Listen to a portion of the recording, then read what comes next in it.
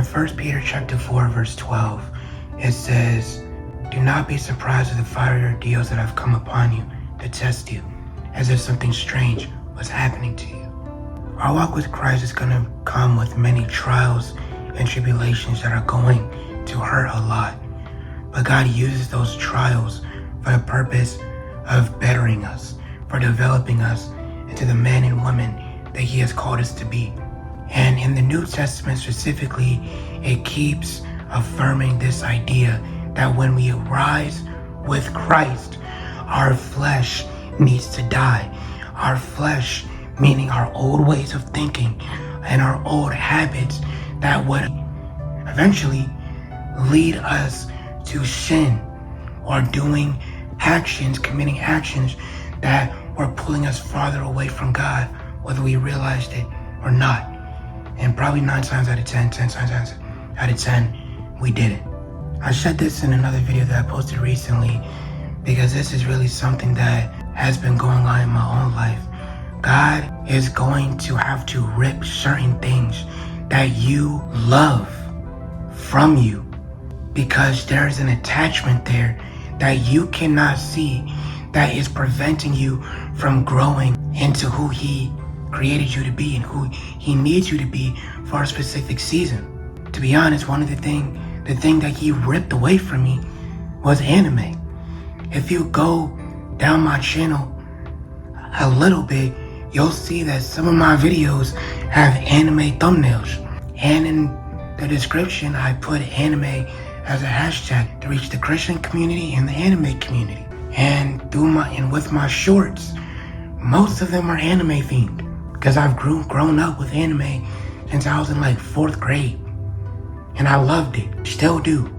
But that's something that the Lord has ripped away from me recently. I don't know if it's forever and I don't know if it's temporary. But what I'm trying to put in your mind here is that when He ripped it away from me, it hurt. But He also helped me to see what was connected to anime that He needed to rip it away from me. Because before I came to Christ, I had a lot of identity issues. I never thought I was enough. So seeing how cool anime was, I started to revolve my identity around that. So anytime I felt less than, I would pick out a favorite scene from one of my favorite animes and I would reenact it in my head with me as the main character. Now, that started flowing into a lot of areas in my life to the point where even if when I started growing into who I was in Christ and just simply becoming more confident in general, because my mind was already trained to use anime as a source of identification, even when I wasn't feeling less than, my brain would still try to use that to remind itself of the identity that I had trained it to come up with. And a lot of the times I would face temptation, I wouldn't go to God, I would go to anime. So that became a pretty big idol, which, again, God ripped away something that had an attachment that I was way too blind to see. But when He ripped it away, in just the past few days, my mind has been a lot clearer than it used to be. So whenever God does something in your life, and it seems like this big shift, and you're like, God, why?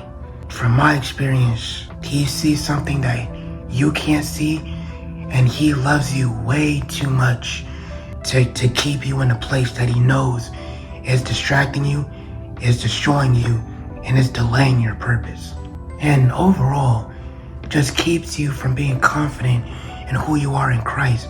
Because there's so many things we've become attached to and have created secret ties, soul ties with, that we don't even know is affecting our relationship with God. How we view God, how we trust God, how we submit to God.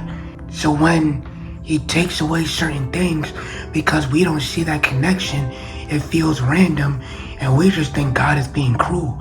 But God moves with intention and with calculation, precise calculation. And God's not going to take something away from you and then leave you to wonder why. If you trust Him, that will give Him the space needed to show you why he needed to take it away, either for a season or forever. And he knows it's going to hurt.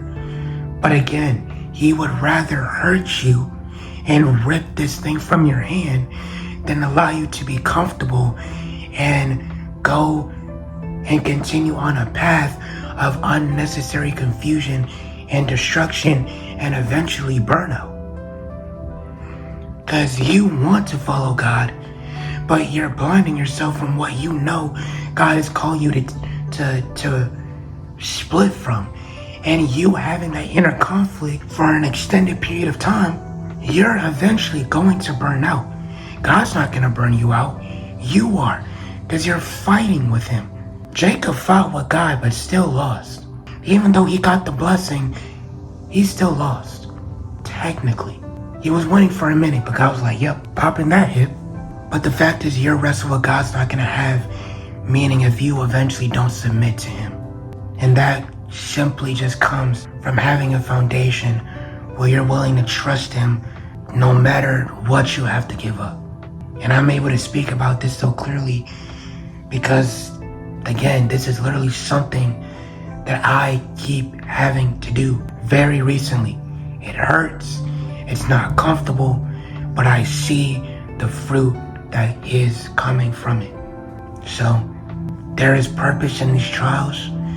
It may not always seem clear right away, but that's when your relationship with God needs to be established the most. And if it's not, I encourage you to work on that, because it's only by getting to know who God is that gives you the faith to trust him and actually live a life where you're walking by faith in who he is and not by the sight of what you see. So I hope this video helped you and edified you in some way, shape, or form. And I hope you have the great rest of your day, night, evening, whenever you may be watching this. And until next time, God bless.